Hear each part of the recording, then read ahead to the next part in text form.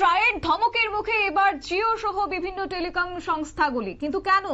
কারণ হচ্ছে voice call সস্তা করতে হবে, নয়তোবা কার্যত যারা গ্রাহকরা রয়েছেন তাদের সমস্যায় পড়তে হচ্ছে এবং ভয়েস কলের নয়া মূল্য নিয়ে ভাবছে এই মুহূর্তে বেসরকারি টেলিকম কোম্পানিগুলি। ট্রাইয়ের ধমকের পর এবার সস্তা কি হবে ভয়েস কলের রিচার্জ মূল্য? যাবো বিস্তারিত, আমাদের সঙ্গে রয়েছে প্রতিনিধি অঙ্কিতা বর্ধন। অঙ্কিতা, কি জানতে পারছো?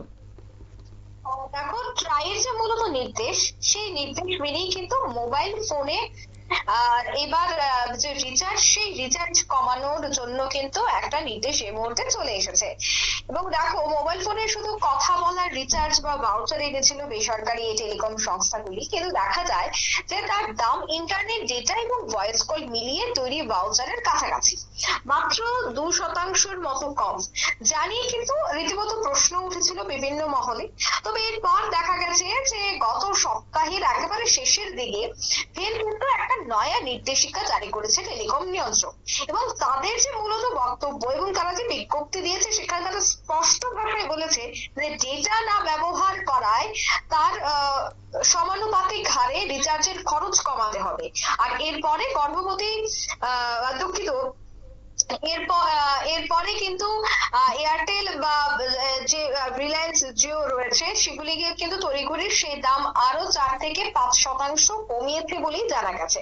যদিও সেই হার নিয়েও একাধিক প্রশ্ন, একাধিক বিতর্ক রয়েছে। বিশেষ করে ভোডাফোন আইডিয়া নতুন করে কিন্তু একটা দাম কমানোর যে সিদ্ধান্ত, সেই সিদ্ধান্ত থেকে কিন্তু সরে দাঁড়িয়েছে, অর্থাৎ তারা কিন্তু দাম কমায়নি।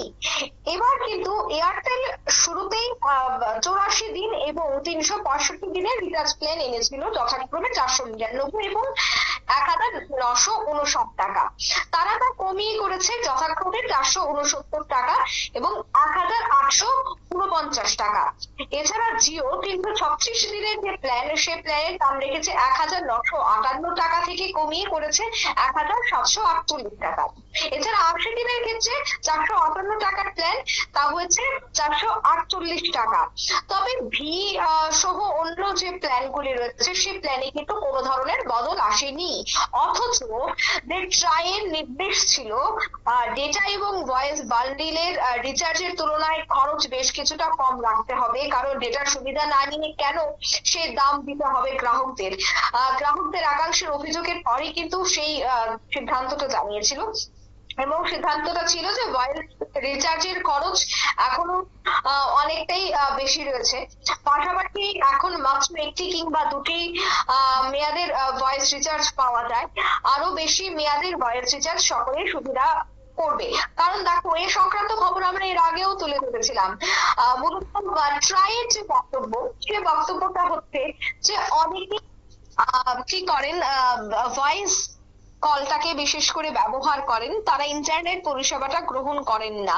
বা অনেক কিপ্যাড ফোন গুলো থাকে, যে কিপ্যাড ফোনগুলিতে কোনোভাবেই ইন্টারনেট ব্যবহার করা যায় না।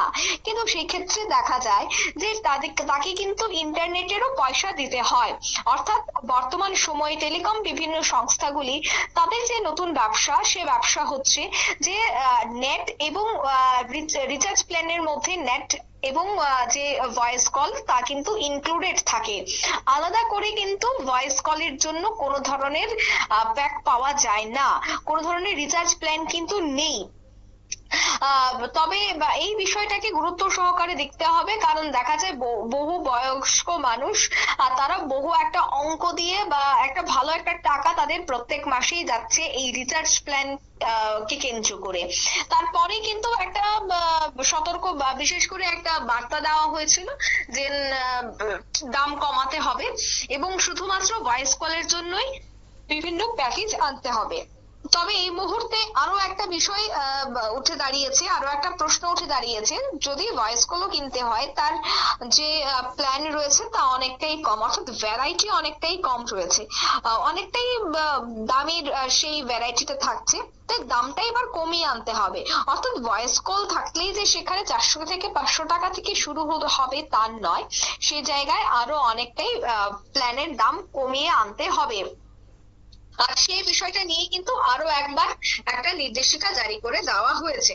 দেখো, ট্রাইয়ের যে মূলত বক্তব্য যে সাধারণ প্রত্যেককেই সুযোগ সুবিধা গ্রহণ করতে দেওয়া উচিত, প্রত্যেকেই যেন সুযোগ সুবিধা পায়, তার সাথে টাকা অনুযায়ী যেন সেই সুবিধাটা আসে, সে বিষয়টায় গুরুত্ব দেওয়া খুবই দরকার। তাই এবার ট্রাইয়ের এই বকনি খেয়ে কিন্তু আমরা বলতে পারি যে জিও, এয়ারটেল সহ অনেকেই দাম কমিয়েছে, কিন্তু ভোডাফোন একমাত্র টেলিকম সংস্থা যেখানে দেখা গেছে এখনো পর্যন্ত দামের কোনো ধরনের বদল ঘটেনি। তাই এখন দেখার বিষয়, যেহেতু ট্রাই আবারও সতর্ক করেছে, ট্রাই যেহেতু আবারও এই বিষয়টা নিয়ে একটা বিজ্ঞপ্তি জারি করেছে, সেই বিজ্ঞপ্তির জেরে এখন কি সিদ্ধান্ত গ্রহণ করে টেলিকম সংস্থাগুলি। কারণ দেখো, এখন প্রত্যেকের হাতেই মুঠোফোন রয়েছে, প্রত্যেকেই ইন্টারনেট ব্যবহার করেন। বিশেষ করে 80 থেকে 85% তো মানুষ ইন্টারনেট পরিষেবা ব্যবস্থা গ্রহণ করেনি, কিন্তু সেক্ষেত্রে এই যে 15% যারা ব্যবহার করেন না, তাদেরকেও কিন্তু এই মোটা অঙ্কের টাকা প্রত্যেক মাসে দিতে হচ্ছে। এবং বর্তমান সময়ে মোবাইল বা মুঠোফোন ছাড়া কিন্তু এখন চলা রীতিমতো একটা অস্বাভাবিক একটা বিষয় হয়ে দাঁড়াচ্ছে। কারণ বর্তমানে আমরা প্রত্যেকে মোবাইল ফোন ব্যবহার করে অভ্যস্ত হয়ে পড়েছি।